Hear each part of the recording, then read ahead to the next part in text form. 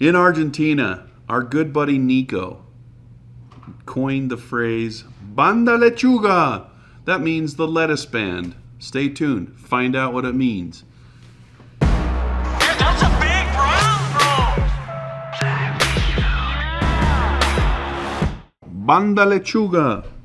Okay, this has an awesome hook. It's the Tiemco 708. It's a 40-degree bend jig hook. I'm going to put a 4.5 mil bead on it. This hook is absolutely gnarly. As you can see, it's got a really long needle point on it. I mash the barb when I fish it, but it accepts slotted beads really well, so we'll just get right to it.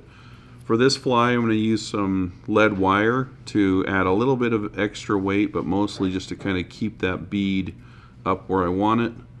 I have put approximately 54 wraps of lead on this hook. Don't quote me on that. And then I'll just jam those up into the bead just to kind of hold it in place. From here, I'm just going to take my thread and start wrapping. Put some loose wraps over the lead, up and back, and now I can add tighter wraps and it won't make the lead separate. And take my thread all the way to the back. Now, this fly, I've fished it in several different variations, but you can put a marabou tail on it, you can put a rabbit tail on it. The one that I've kind of settled on is not Arctic fox, it's red fox. So I've got a patch of red fox. As you can see, it's nice and ginger in color. So I'm going to throw that on there and create a little tail out of it. Okay, so I've got a little clump of red fox. I'm going to tie that in as long as possible, and it will leave a little bit of a bump in the tail, but that's not a big deal because it's a dubbing body. We can make up for that with some dubbing. So make sure you cinch that down nice and tight so it doesn't pull out while you're fishing. And that's the tail for the fly. It'll slim down once it gets wet. The body is really simple. It's just plain old ripple ice dub. This stuff is awesome, especially in the gold color. I've used it in a ton of flies lately, caught a lot of fish with it. So you'll gain confidence colors when you do streamers especially, and gold is definitely one of mine.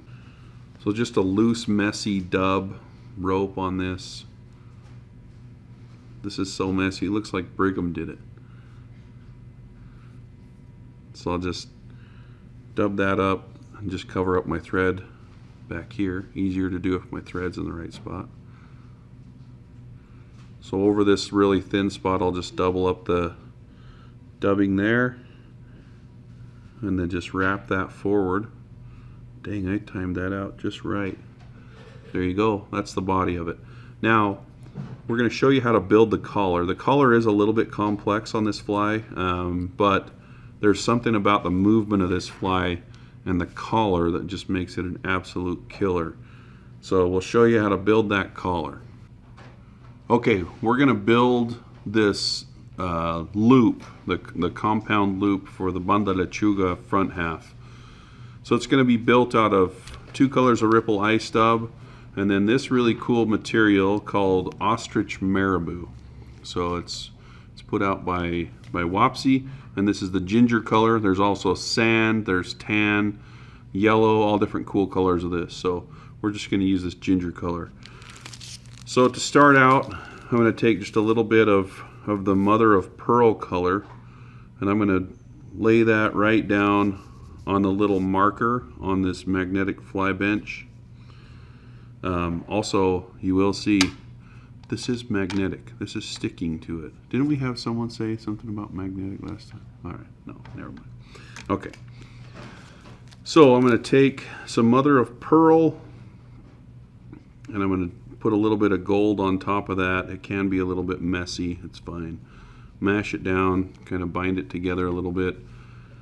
And now I'm going to take this ostrich marabou, and I'm going to get rid of just a little bit down here at the base. Those fibers are a little too short for what I want, and I'll just grab, I don't know, there's no exact amount, so I'm going to grab about that much in the D-loop tweezers and trim those off.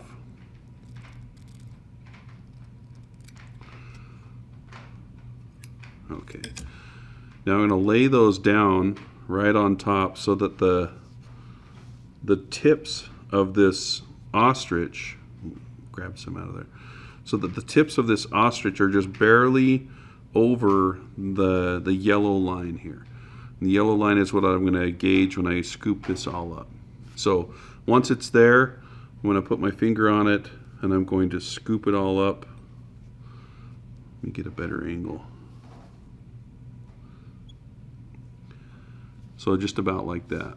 And you can see that there's a little bit of gap here in the ostrich. That's not going to matter too much. Now when I trim this, I found that if I turn it upside down and trim this way, it's easiest. So I'm just going to trim all this off to a nice edge, and that's what I'm going to use for the loop. Okay, once we have the collar made, we're just going to make a short dubbing loop. So I'll start it, and as you can see, the dubbing loop is not closed, so I'm going to take my thread behind it and close off that loop, and that will make it so that the materials stay in there a little bit easier. I'll use the gator grip tool with the shepherd's loop on it to twist it up. I'll just hang that in there, and I've got my loop ready to go, or the compound loop materials. I'm going to shove the whole needle into this loop and then kind of back it out with my finger in place to guide it where I want it to go, and boom, there I've got my dubbing loop in place. From here I'm just going to twist that up, and it will kind of mat down a little bit. That's fine because we can pick it out.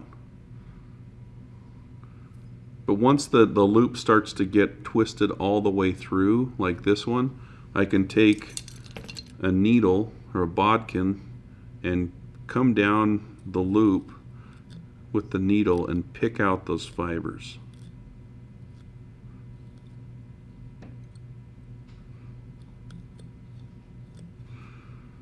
Now I can twist it up a little bit more.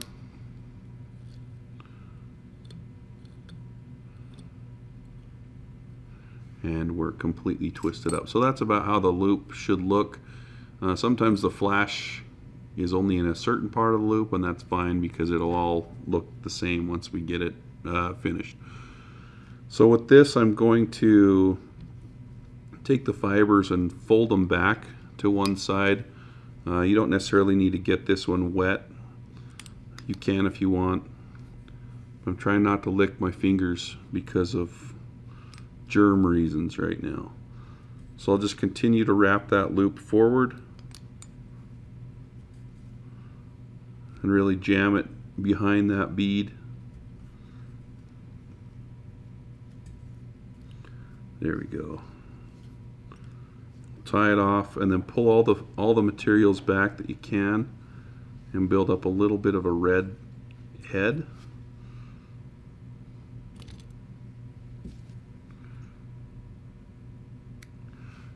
Might look a little unruly, but we will brush that out, and then you just whip finish it.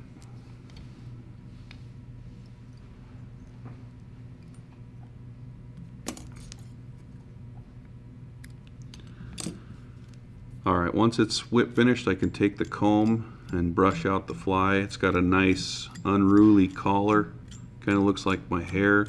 That gold eye stub will pick out as well as you fish the fly and kind of add a little bit more movement to it. But anyway, that's it. It's the Banda Lechuga. It moves like crazy. It swims upside down, doesn't hang on rocks, and it is a fish catching machine.